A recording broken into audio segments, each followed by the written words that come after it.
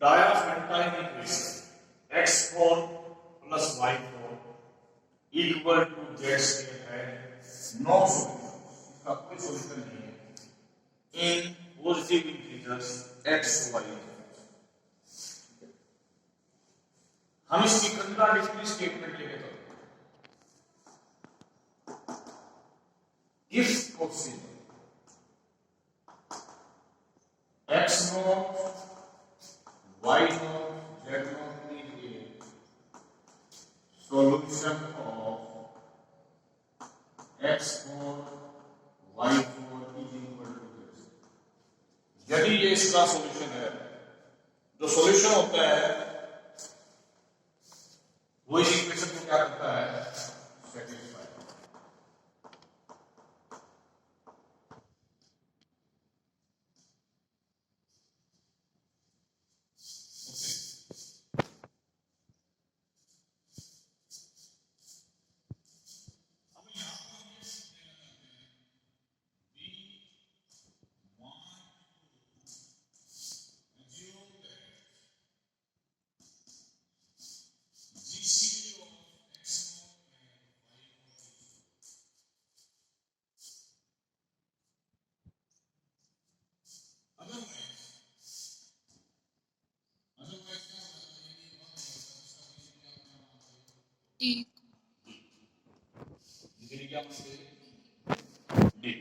It means dy and dy there is x1 belongs to integer and y1 belongs to integer। हम यहाँ पर positive integers की गलत बात करते हैं, तो x naught is equal to क्या आएगा, dx1 and y naught is equal to d। यदि मैं इन दोनों चीजों को यहां व्हाट आई गेट, d की पावर 4 x1 की पावर 4 d की पावर 4 y1 की पावर 4 z। एक बात बड़ी इंपॉर्टेंट है, d की पावर 4 किसको डिवाइड करेगी, z not square. It means d square divide, इससे क्या करना होगा, there is z integer such that z not is equal to d square. ओ इतनी चीज तक हम पहुंच गए। यदि मैं इन सारी चीजों को यहां रखूं इस इक्वेशन में, तो मेरे को क्या मिलेगा, यही मैक्सवेल के यहाँ I get d for this, d for this, d square, d for z। We get new equation.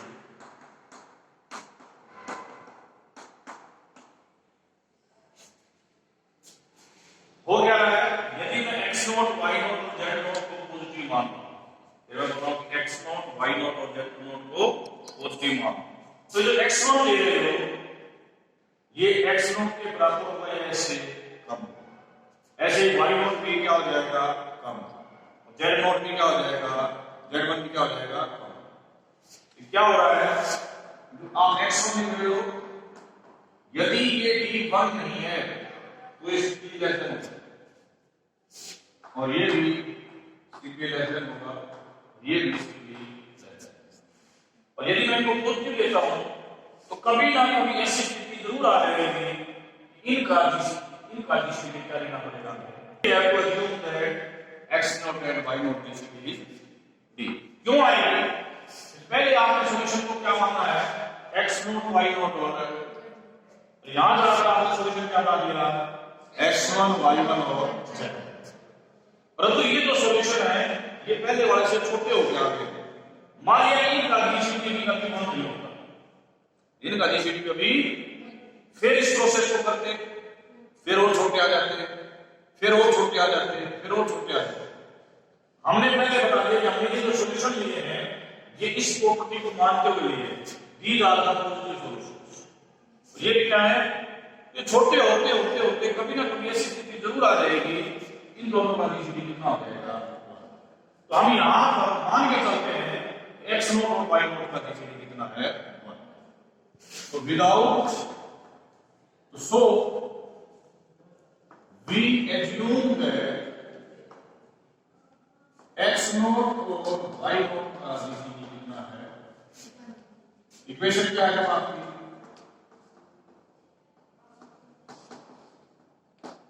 ये इक्वेशन सेटिस्फाई कर रही है, जिसमें x नोट y नोट का जीसीडी कितना है 1।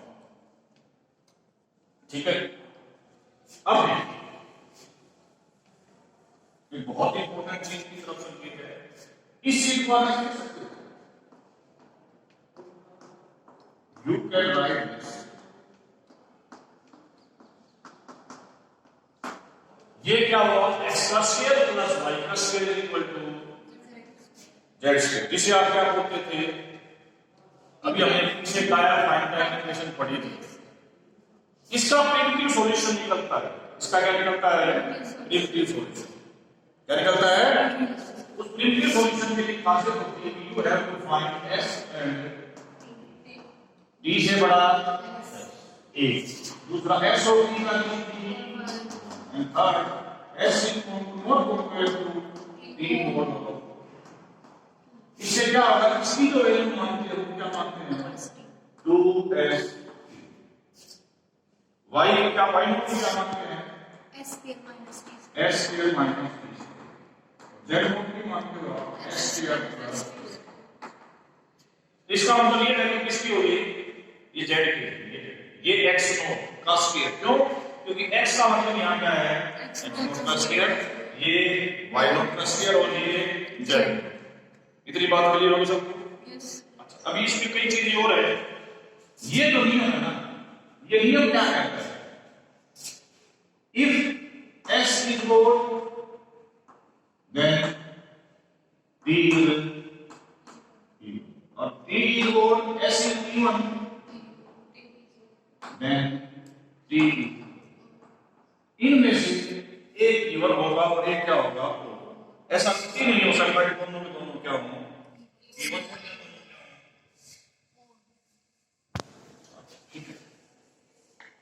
अब एक एक करके बात करते हैं। इफ s इज इवन,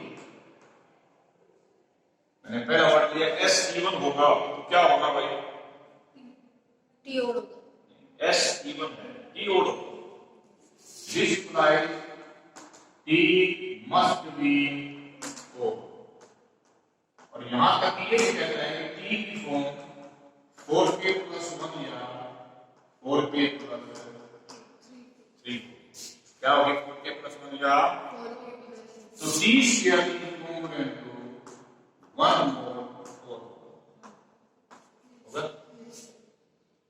क्यों ये मैं बात कर रहा हूं, बड़ी ध्यान से और इंपॉर्टेंट बात है। ठीक है, चीजें हमने बिल्कुल स्ट्रेट चलनी है। What is the value of y naught square, पहले इसके ऊपर बात करते हैं। देखो हमने कह दिया, ये जब आपने ये डायरेक्ट फैक्टर इक्वेशन को लिखा, आपने कहा था कि x स्क्वायर y स्क्वायर और z स्क्वायर से x स्क्वायर या तो x इवन होगा या y होगा।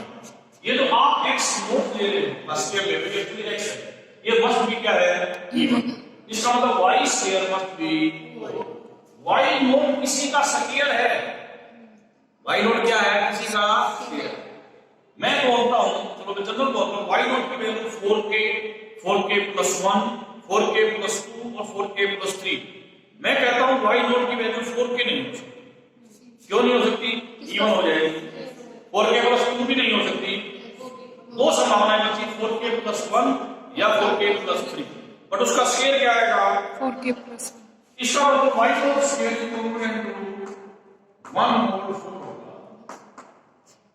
ठीक है, अब y नोट स्क्वायर की वैल्यू आई कितनी है आपके पास, क्या ये है s स्क्वायर माइनस, अभी आपने कहा s तो ये 4 से कनेक्ट करके कितना हो जाएगा 0, और t कितना कंपोनेंट होएगा माइनस, टोटल कितना आ गया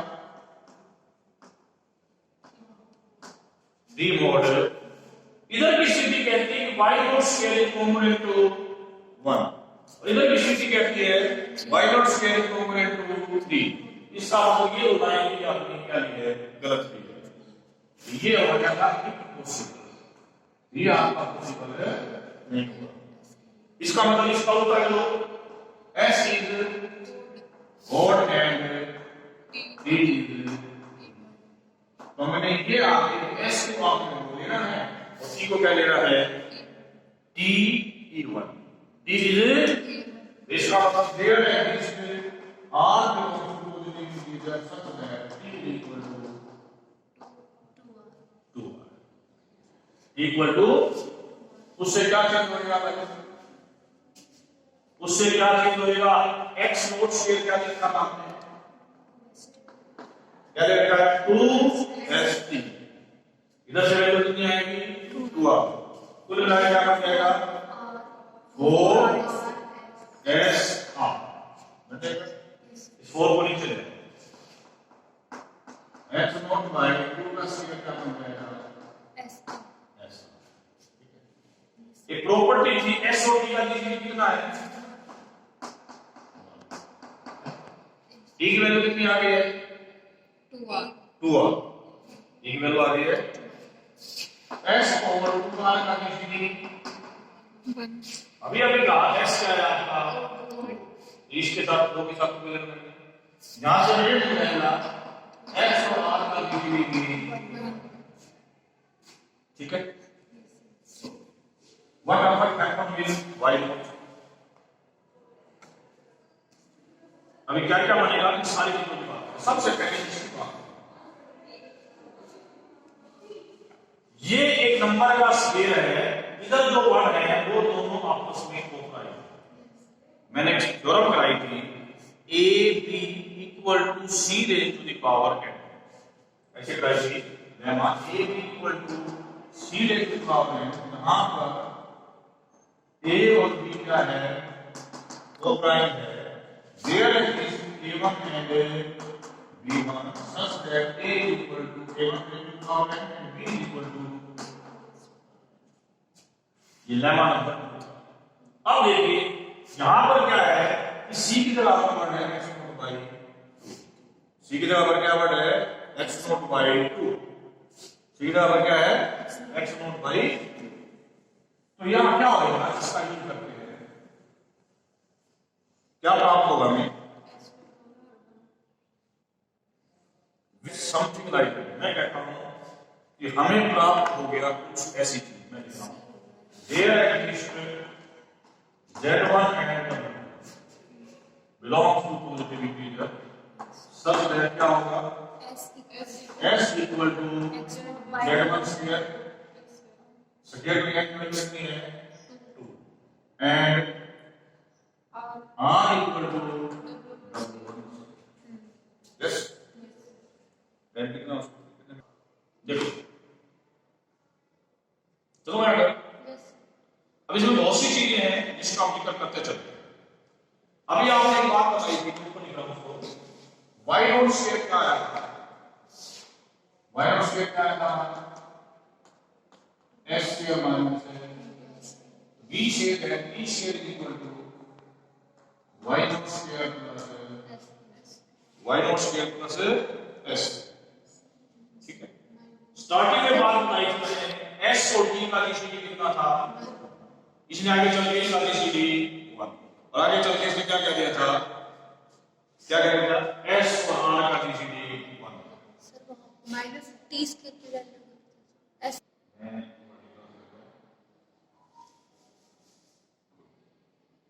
दोबारा भूल जाओ,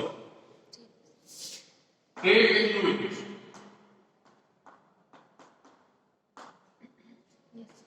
टेक इन टू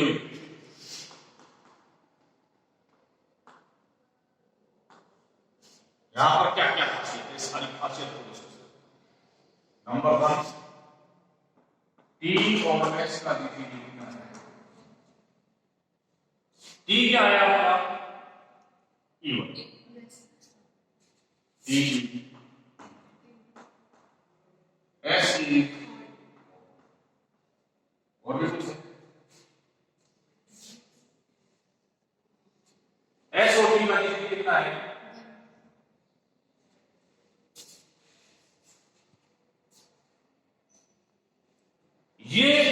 डायफेंटाइन इक्वेशन क्या है? डायफेंटाइन। इसका सॉल्यूशन निकलता है ना सॉल्यूशन, इसका सॉल्यूशन निकलता है। सारी बातें मैंने मान लिया कि इसका जो सॉल्यूशन ये किसी इस डायफेंटाइन इक्वेशन का सॉल्यूशन है। तो अल्फा की वैल्यू यहां कितनी होगी? बीटा की वैल्यू कितनी होगी? और गामा की वैल्यू कितनी होगी? यदि इसका हम प्रिमिटिव सॉल्यूशन निकालना चाहते हैं, प्रिमिटिव मतलब जीसीडी कितना हो, अब एक कंडीशन में ये है कि दो सॉल्यूशन का जीसीडी कितना है? 1। तो प्रिमिटिव सॉल्यूशन हमें ये ट्राई करना है कि इन तीनों का जीसीडी कितना हो। ठीक है, तभी क्या बनता है इसका प्रिमिटिव सॉल्यूशन। ये बड़ी इंपॉर्टेंट बात है, इसको मैंने लिखा है। अब उसके सॉल्यूशन को लिखो, t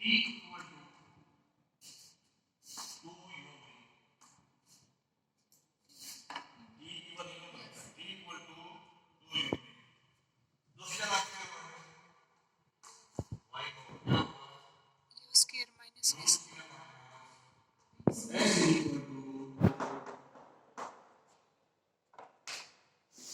ठीक है भाई,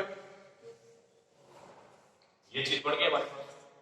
इसका हम बहुत बड़े बेनिफिट लेना चाहते हैं, जहां पर u से बड़ा ये है और क्या है, u और v का वन है, u is naught equal to v mod और ये सारी चीजें हमें केवल है।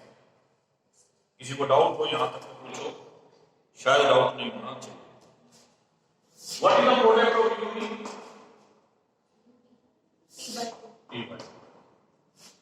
u T/2 हमारे पास क्या था पता है किसी को?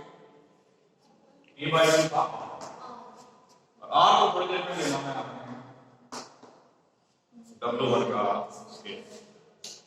तो W1 का स्केल क्या हो गया? ये जीसीडी कितना है? इससे क्या निकलेगा? ये कहता है कुछ चीज इंपॉर्टेंट है। Z1 स्केल थोड़ी देर पहले माना था, जिसका नाम था x। S क्या है? क्या है? U क्या है? x1 की इसका मतलब ये शुरू में जो इक्वेशन लिखी वो लिखी आपने x4 plus y4 equal to और उसके सॉल्यूशन मांगे थे आपने क्या? x0 और y। अब उसके एक नए सॉल्यूशन निकल गया जिसका नाम क्या निकला? x1 और y। इन फैक्ट हम चीजों की बात करेंगे, 0 से बड़ा z1, 0 से बड़ा क्या है? और z1 ही पॉजिटिव इंटीजर है, z1 स्केल से भी बड़ा। और z1 स्केल या किसके इक्वल है? u स्केल S से बड़ा क्या हो जाएगा? S। और S स्केल किसके बराबर था? S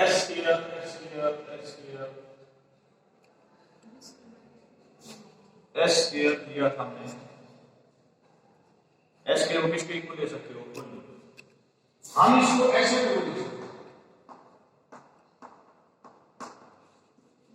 ये इससे बड़ा हो जाएगा। और s square plus t square किसके इक्वल है? बात यहां पे s square plus t square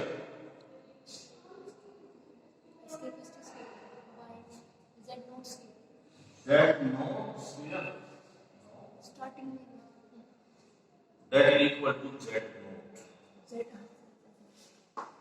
ये इंपॉर्टेंट है। इसका मतलब आप जो ये थ्योरी करते चले जा रहे थे, सारी थ्योरी करते चले जा रहे हैं, यहां z की बात करनी थी, तो t की वैल्यू कम से कम कितनी होगी? 1। तो z1 से कितनी बड़ा क्या था?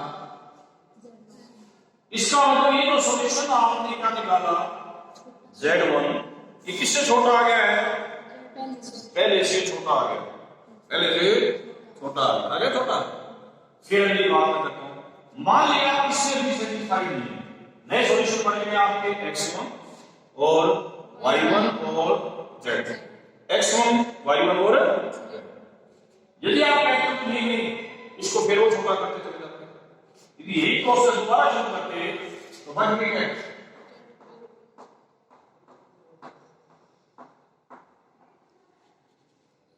ठीक है, ये पूरा प्रोसेस कहता है कि आप कोई भी जेड नोट लेते हो आपको एक जेड वन मिलेगा, जो उससे क्या होगा स्टिकी छोटा होगा। ये थोड़ा बड़ी इंपॉर्टेंट बात है, जेड नोट से छोटा कौन मिलेगा, जो उससे क्या आती है स्टिकी छोटा।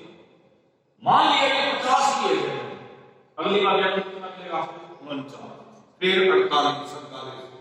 क्या होगा, कभी ना कभी ऐसी सिचुएशन जरूर आ जाएगी कि ये सीक्वेंस क्या हो जाएगी टर्मिनेट। बट ये बात क्या कहता है कि सीक्वेंस कभी भी टर्मिनेट नहीं होनी चाहिए। This decreasing sequence must be terminate after finite number of steps.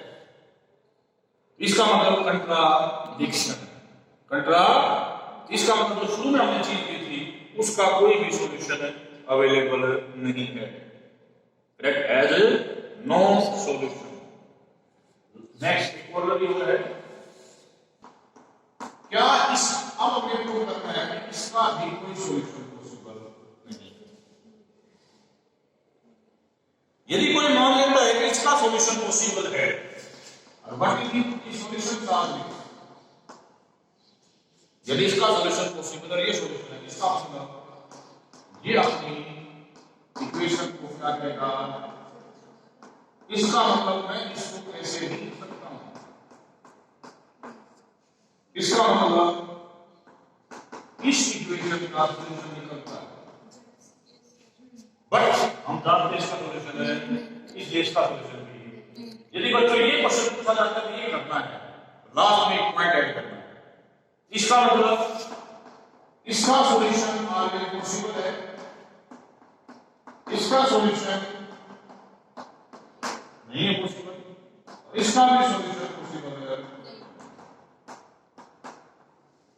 ठीक है, in next class we will discuss some of the question on the basis of this. Thanks very much.